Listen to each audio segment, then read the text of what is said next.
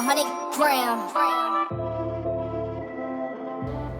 My name Charles Mouche, aka Boss, now known as Top Boss. So where you from? I'm from New Orleans, uptown. I'm good. I'm doing this interview. All right, so tell us a little bit about your childhood and, like I said, where you grew up from and how that was for you. So I grew up uptown, but like, I don't know if everybody like kind of like where I grew up at, like all us had like that grandmother or somebody that stayed in the area, and like no matter what it was, like holidays or whatever, we always went there. You know what I'm saying? So my grandmother's house was the house. It was only like 3 bedrooms, but 100 of us stayed in there. You know what I'm saying? I grew up on 6th and Barone. But my mama stayed, she was moving, like she lived in the east. Like we started living in Magnolia, then she moved to Carrollton, then she lived in the east. So, but I always end up uptown on 6th. So that's mainly where I grew up at. And as far as like my childhood was cool. Man. I wasn't like no rich kid, I wasn't no poor kid, but I grew up in a house with 6 other brothers and sisters.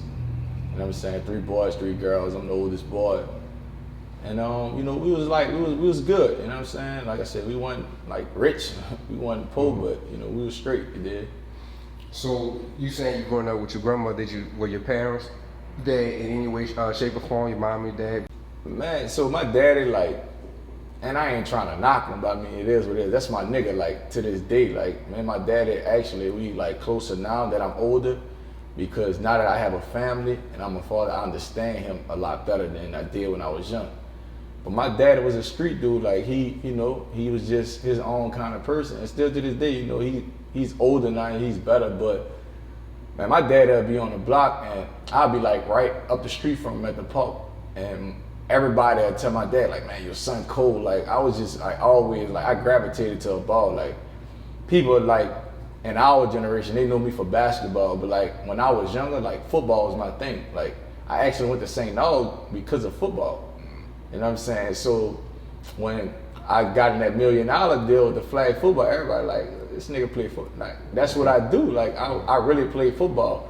I didn't play football at McMahon because like it was after Katrina, like the program wasn't really like this. So I was like, nah, I ain't really want, you know, fuck with it. But my daddy, like he his own kind of person, and like I fuck with my daddy, but my daddy wasn't really around like that. He was in and out of jail. Mm-hmm. You know what I'm saying? My mama, she was working for the most part, so she working like 2-3 jobs. So we pretty much was like, you know, pretty much on our own. You know what I'm saying? Like between me and my sister, like my oldest sister, we pretty much like raised our brothers and sisters. Like we was like the mom and the dad of the house. So I ain't really have too much like curfews or like no rules or regulations. Like people had to go to school. I ain't never had that. You know what I'm saying? So how do you feel like that molded you into the person you are today? So with that, like, before I get to that, so I met this lady when I was like 9 years old, you know what I'm saying? And she had, you know, I was playing basketball in the East, so when I met her, she used to like look and like try to figure out like, you know, what's about this kid, like how he getting here, how he doing this. But like to her, it was like strange for a kid like me. Like sometimes like the team that I played for was in the East. Mm-hmm. But like I said, I always be uptown. So one day we had practice and I was like tweaking. I wanted to go practice because I just started playing basketball. I was like, man, I won't go. So it was like, man, we got practice at Fantasy. But I knew I was gonna be uptown with my grandmother. So nobody like out of the coaches and the parents was gonna be able to give me a ride. So I was like, man, I gotta go. So I caught the bus. I was like 9 years old, so when I caught the bus, she like saw me come in the gym and she was like, oh, you made it. Like, you know what I'm saying? She was like, who dropped you off? Like, nobody ain't dropped me off, I caught the bus. So she was like, you 9 years old, you just caught the bus, and you said you were uptown by your grandma? Like, yeah, like I caught the bus. So like, and this lady, she, you know, her and her husband, it was like well off, they had a son, you know, he was the only child, they lived in Eastover. So when she said that, she like, man, I want to meet your mama, you know, your parents or whatever. Like, man, my mom be at work, so, you know, you can catch her, So like she like was like, man, you know, she really wanted to, you know more about me. So one day she caught up with my mom, and like she came over there and she was just like, you know, your son caught the bus, and what? My mom like, yeah. So what? You know? Right. She like, that's amazing. Like he's 9 years old. You know, a kid catch the bus way from uptown to the east by itself. So when I got with her, like I kind of like, she like fell in love with me. She was like, man, this is a young man. You know, he handling his business. She couldn't imagine her son the same age as me doing that. Right. You know, cause she a parent who's hands on. You know, she always with him. She dropping him off at practice, picking him up. So when she's saying that with me, she like, man, you know, I want to help this kid. So, like from there, she started like slowly but surely like helping me out. You know, showing me different shit. I used to be in Eastover, like a nigga from uptown in Eastover every weekend. Right. You know what I'm saying? I'm seeing different shit. I'm around different people. So like, unlike my brother and sister, I was like balanced on some shit because I used to be with them. Right. But then I'll be here. You know what I'm saying? So a lot of people like, my brothers like, you know, well, one of my brothers, my brother Money, you know, me and him like 1 year apart. We got same mama, same daddy.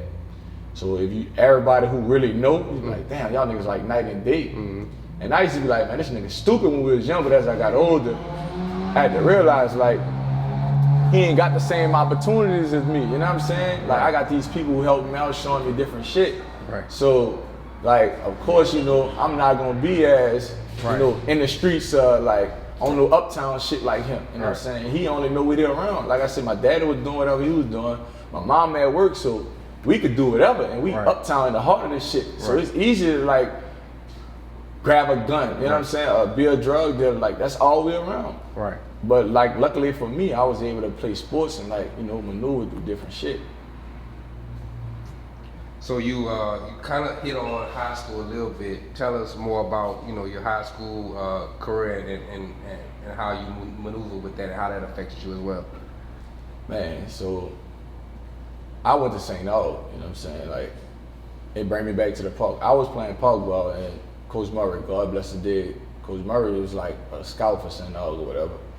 And he'd come to all my park ball games, and Coach Murray used to be like, man, look, we want you to come to St. Aug. But me growing up, I'm like, man, St. Aug, oh boy, like, you know, that's funny to us from where I'm from. Like, everywhere where I'm from, you either go to Coin or Fauché. So I was like, man, I don't know about that. But then, like, I'm getting all this publicity in the park. Like, I got schools like Brother Martin, Jesuit, and all them schools coming to see me. So my mom like, fuck what you talking about. You going to one of these schools. So I was like, man, look, I'm gonna go to St. Aug, you know, because I was like on some young dumb shit. Like, I ain't want to be around white people, like, and especially I didn't want to be around in an all boys school. So I'm like, if I'm gonna go to all boys school, I'm gonna go to this all black boys school, where I can, you know. So I ended up going to St. Aug. I was at St. Aug or whatever. Then Katrina hit. So when Katrina hit, it was like, come back to New Orleans.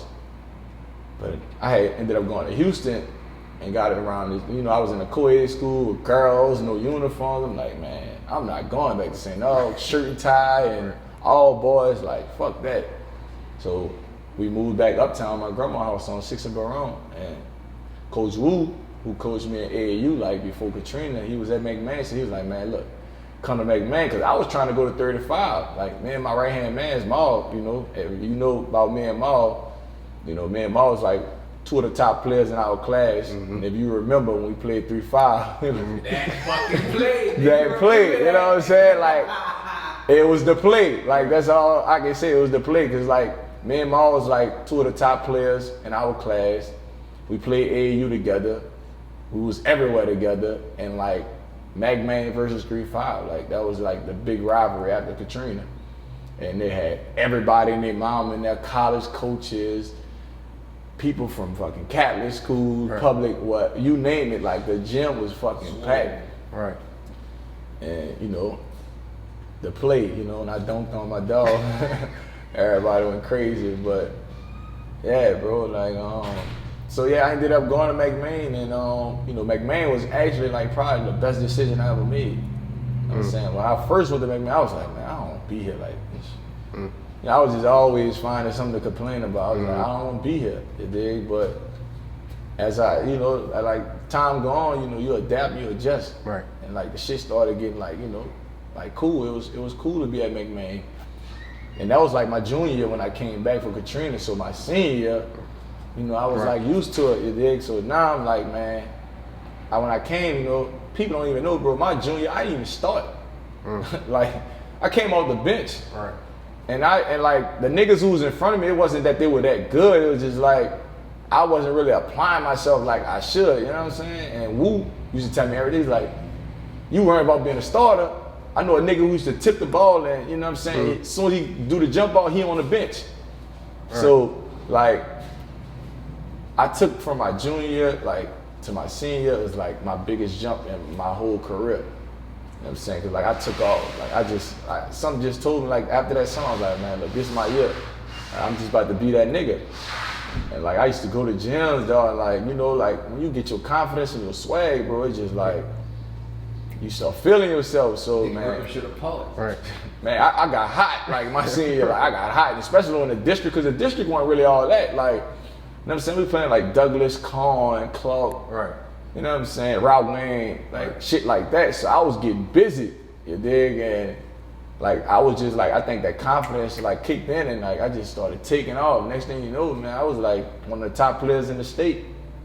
So, you know, with all that happening at that time, transitioning out, you know, how was that experience and what happened after that, after high school and just transitioning out of them and you being on that hot streak and having all them people looking at you?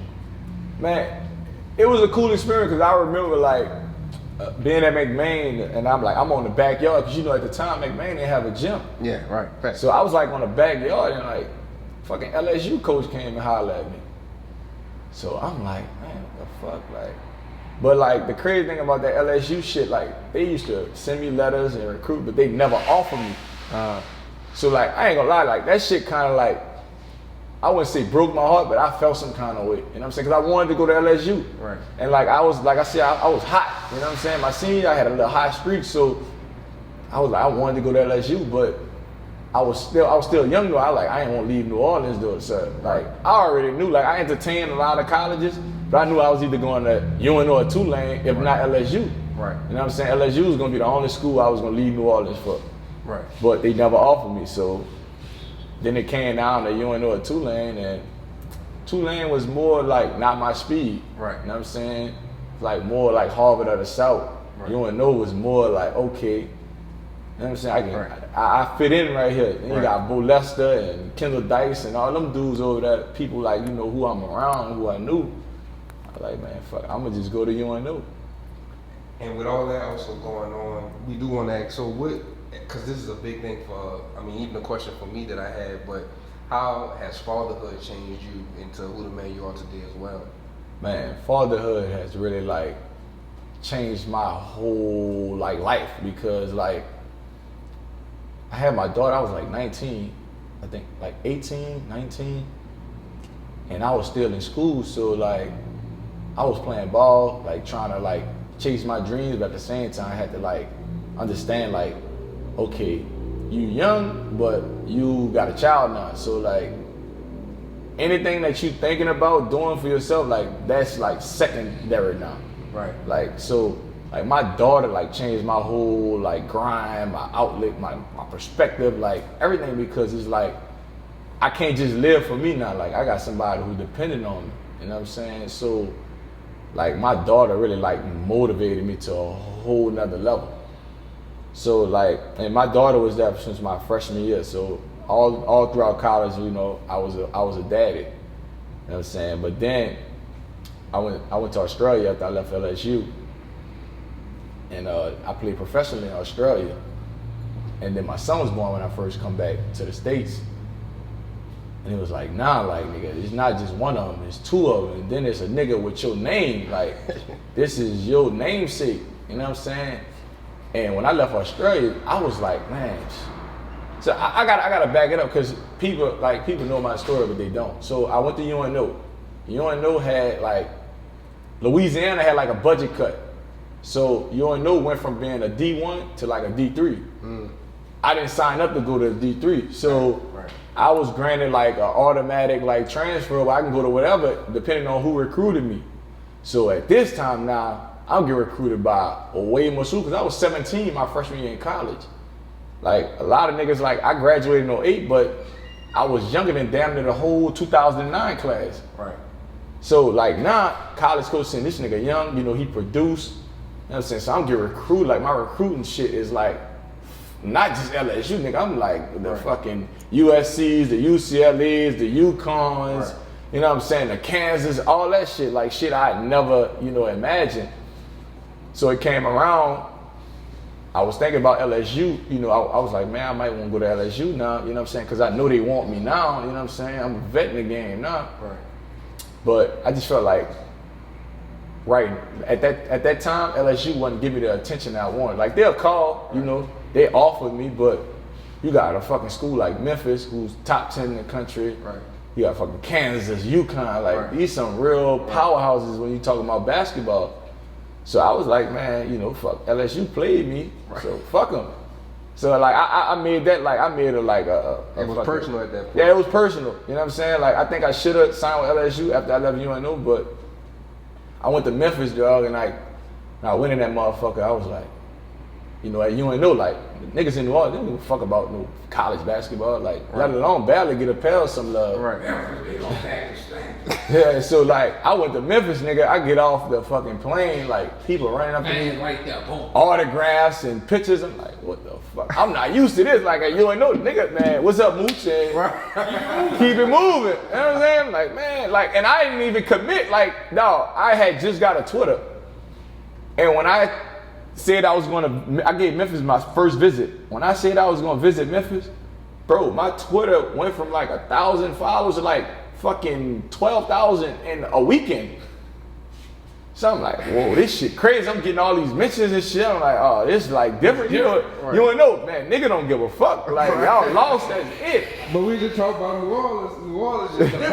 Yeah, New Orleans different, but Memphis different, bro. Like, in a sense, cause like Memphis got that same, they got that same mentality like New Orleans niggas, dog. Like, but they just, yeah, it's treacherous out there. But they just like a little, like to us they'll be country, and to them we might be country. But Right. them niggas show love. Like niggas gonna swallow. Man, they see, oh Moose, let me get this picture, let me get this autograph. Right. So, like seeing that shit, like it was like something different. Like that I remember going into the FedEx Forum where the Memphis Tigers played. They share the same arena as the Grizzlies. And in that same arena, the Grizzlies got their locker room, the Tigers got their locker room. The Grizzlies averaged 9,000 fans a night. The Memphis Tigers averaged 18,000 fans in the same exact arena. So I'm like, yo, this shit different. Yeah, you doubling over. And at the time, nigga, I didn't know, like, Will Barton, Joe Jackson, Jelani Kendrick, like, them niggas signed the #1 recruit class in the country. We was preseason top 8. Like, we was number 8 in the country, like, preseason. Man. So, nigga, when I went to Memphis, I was like, oh, this shit crazy. Like, you got NBA scouts. Like, anytime the Grizzlies play an NBA team, them niggas coming out fucking practice. Like, I'm like, fuck. Like, the Hornets ain't even come see us. Man, it's like any team that was playing the Grizzlies, they come and check out practices. And so that was like, I'm like, man, this shit real over here. Then them little young niggas, like, you know, they make down all Americans and shit. Like, these niggas, like, they projected one and done. So niggas like, man, ain't no friendship shit like, nigga, we about to get here and grind. Like, man, I'm trying to get out of here. Right. You know what I'm saying? I ain't trying to be here. This ain't no 4-year deal for me. I'm trying to be one and done. Right. So, like, Memphis, like, changed my whole perspective. And, like, when I went to LSU, I felt like LSU was, like, the medium, like, between Memphis and UNO. Because LSU got to realize it's not just basketball. It's football, baseball, track, gymnastics, like, everything around that bitch. So, they like, you know, they show you love, but it's not like Memphis, nigga. You like how we love how we love the Saints down here. Yeah. That's how they love them fucking Memphis Tigers.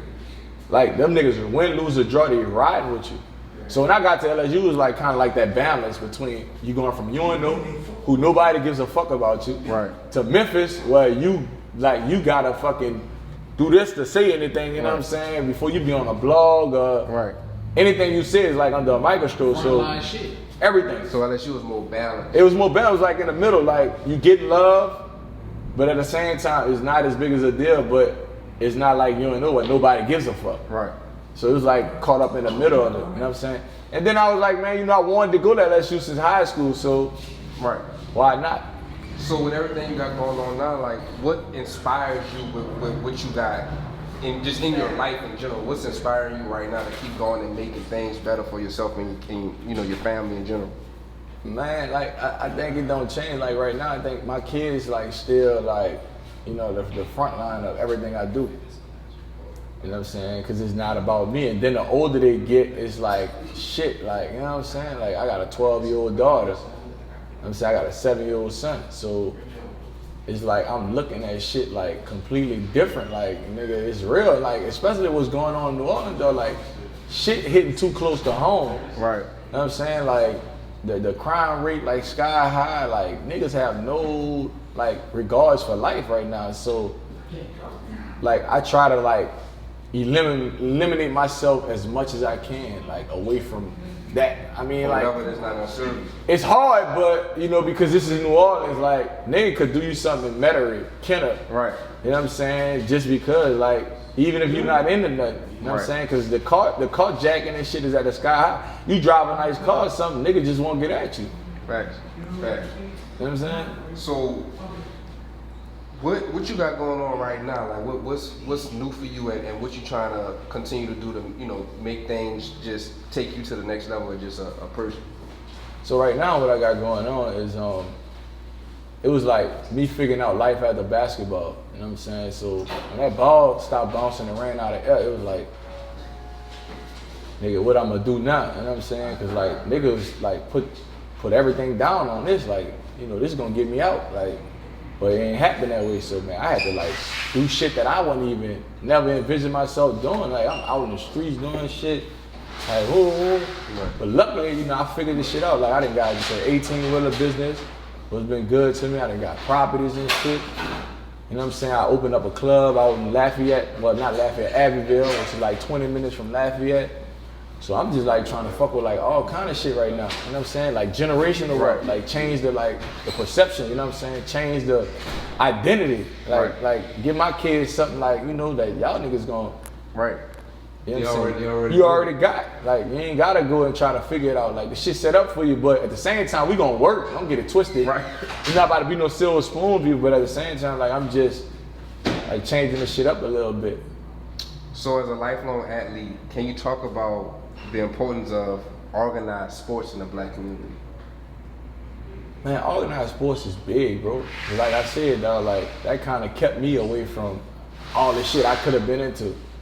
But I think it's way different now than like when we was coming up. Like technology, like the neighborhoods aren't the same. Like I don't really see kids anymore. Like my son, like he live in Gentilly, but I go uptown to Line Center because that's where I grew up at. Right. Like, I could have easily went to like Millionaire or something, but I'm trying to like go back to the roots. But it's like it's hard because like when I'm there, like I can't find no kids. You know what I'm saying? Like it's not like how we was like when we was coming up, nigga. When that school bell ring, nigga, we rushing to the park. Right. Like that's all we talking about. We play y'all is like that was it. Like nigga, you go to the park. Like we like lived through the park. Like nah, it's just not like that. Like this shit just way different.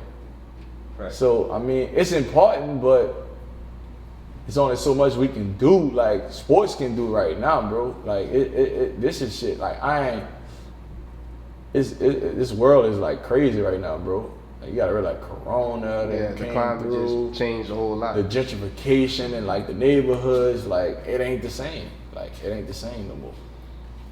So we're gonna turn. Look, bro. Speaking about this is kind of off topic, but the people have to know about this, bro. Tell us about your relationship with Stan, bro. Like I feel like social media is going crazy behind this shit. Like people need to know, like, what's the relationship, bro? Man, so me and Stan, we not related. I met Stan when I was playing basketball at LSU. Like Stan used to live in Gentilly. So like when I'd be home, I ran to this nigga at the gas station a few times. And like I just thought this nigga was the funniest motherfucker alive. So like he'd just like come up to me and just like, you know, the same nigga he is now. And I'm like, man, this nigga is stupid. And like me, if you know me, I love a funny person. Like if you funny nigga, like I can be around a funny person all day. And what really like got me was Stan, like we was talking one day I was like, yeah, nigga, you know, my birthday coming up. And they like, nigga, my birthday coming up too. I'm like, yeah, it's when your birthday? He like, September 19th. I'm like, nigga, my birthday's September the 18th. So, boom, nigga, we throwing a party. So he's like, man, I'm gonna call you, dude. Like, mind you, I'm a fucking LSU basketball player. Right. Stan is a fucking old, I don't want to call no names, but fucked up old man, you know, in Gentilly. Right. And this nigga, like, I gave nigga my number, and I'm like, man. Let's see how this shit go. Not, like, I gave him, I didn't think he was gonna call me. That nigga called me every day up until our birthday, like, what we gonna do? So I'm like, man, fuck it, I'm gonna just go fuck with this nigga. Man, I fuck with that nigga one time, bro, and it's been history ever since. Like I love that nigga like he my own. Like, Stan about to be 60, bro. Stan is like my oldest child. Like, I got a 12-year-old daughter, I got a 7-year-old son, and I got a 60-year-old son. Like, Stan is like my oldest son. Like, and I'll fuck with Stan. Like, and he a natural. Like, a lot of shit. Like, when I post of Stan, like, that shit is not like scripted. Not scripted, right? Like, it's just him. Now, Okay. sometimes I might have the camera just rolling and something might happen. I edit, like, shorten the footage, but the nigga is like a natural, and he's smart as a motherfucker. Like, he's smart, but he got like them demons on his back. Like, he fighting, you know, Right, he wise. with the like- drugs, the alcohol, you know, and shit like that. And like, Stan helped me understand people who have addictions different by me being around him day in and day out. Right, Because I never understood this shit, because I don't have no addiction. right, My addiction is trying to get money. Like, if Right. you want to see, I love to try, like, I'm going to try to get as much money as I possibly can. right. But being around Stan and seeing him fight, you know, with the drugs and the alcohol, it's like, damn, like, people really struggle with this, because I see him, like, trying, but it's just like something always, like, pulling him back in. And as much as he tried to fight, like, Stan's 60, bro. Right. He been fighting this addiction, like, for 30 years. Yeah, right. You know what I'm saying? He want to do it, but he addicted to this shit. So I look at people like with drug addictions and like alcohol, I look at them totally different now, just from my understanding of Stan. You know what I'm saying? So we're gonna move on to something else as far as just New Orleans in general. You've traveled places, many places. In your mind, what makes New Orleans New Orleans? I feel like when I like you said, like, I done been around, bro. Like, I done traveled like here, there, you name it. But New Orleans just is its own kind of place, bro. Like, a lot of people, like professional athletes, when they come here, like, as much as crime and all this shit, like, what you would think make a nigga don't want to be here, a lot of people settle and live in New Orleans.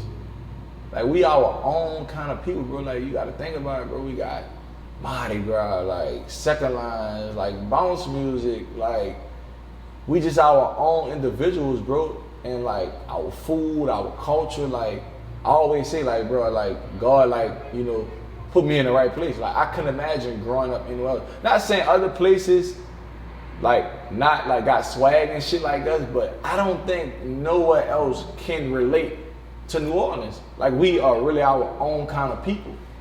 Like, you can put a New Orleans nigga anywhere and he gonna be able to adapt. I don't think you can put a nigga here Right. Oh no, and he can adapt right away. Nah. They'll get lost in the south. And I kind of figured that out, like, when I went to Memphis. Like, It was Memphis easy. reminded me of New Orleans, but it wasn't New Orleans. Right.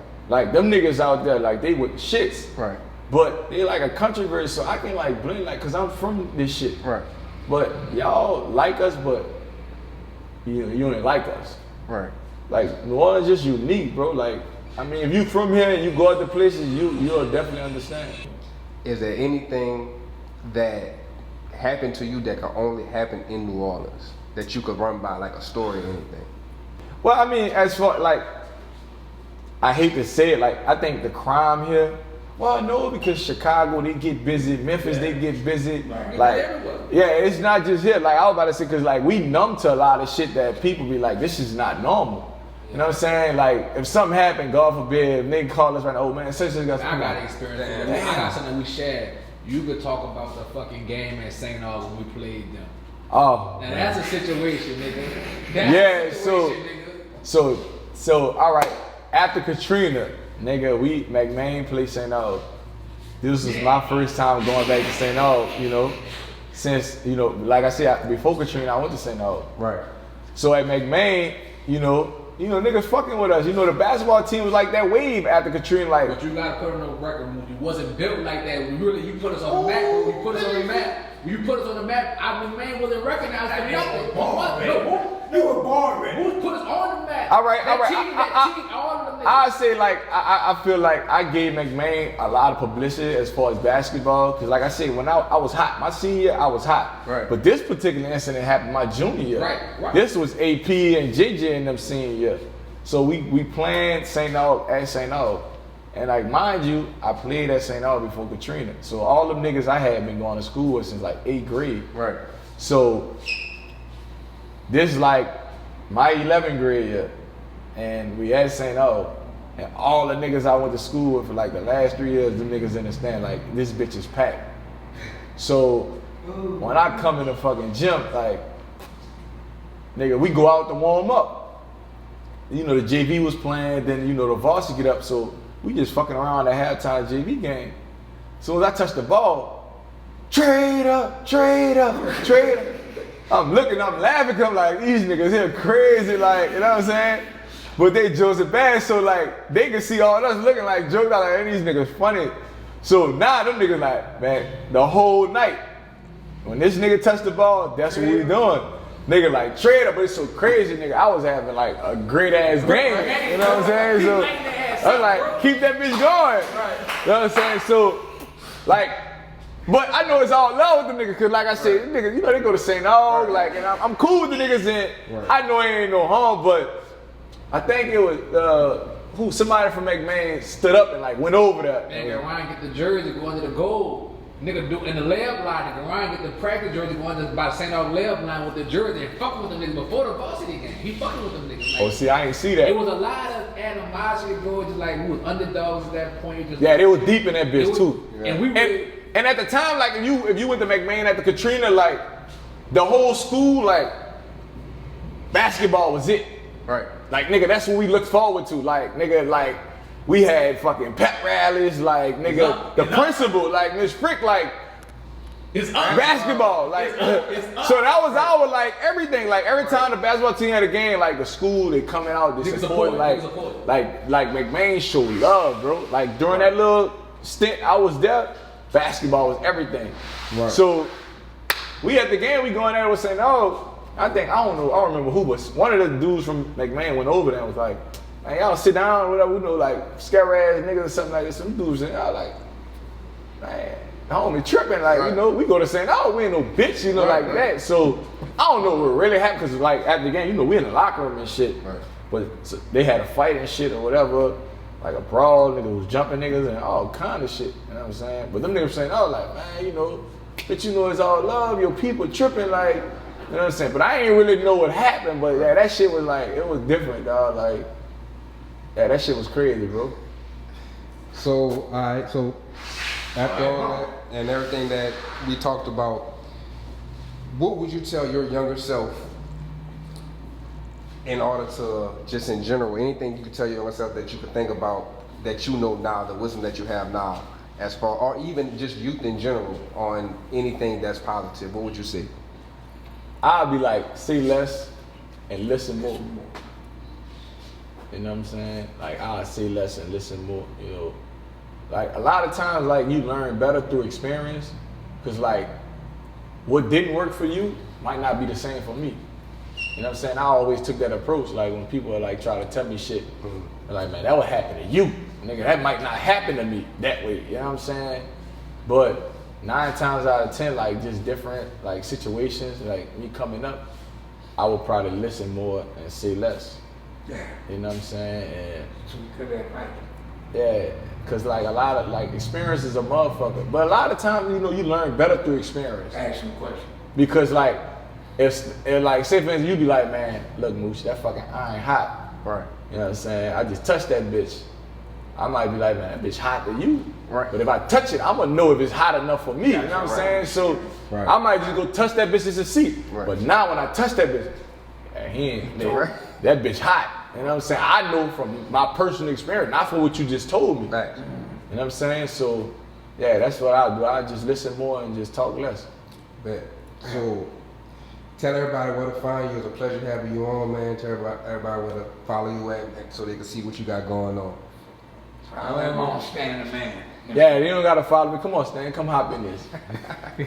Y'all ain't gotta follow me, just follow my man. Stan the man, what it is? Stand the man. And don't say Stan, T-H-E-M-N. Stan, S-T-A-N. D-A-M-N. 009. Can I say that again? Stan, S-T-A-N. D-A, man, M-A-N. 009. Because I'm from the Ninth Ward. Only in New Orleans.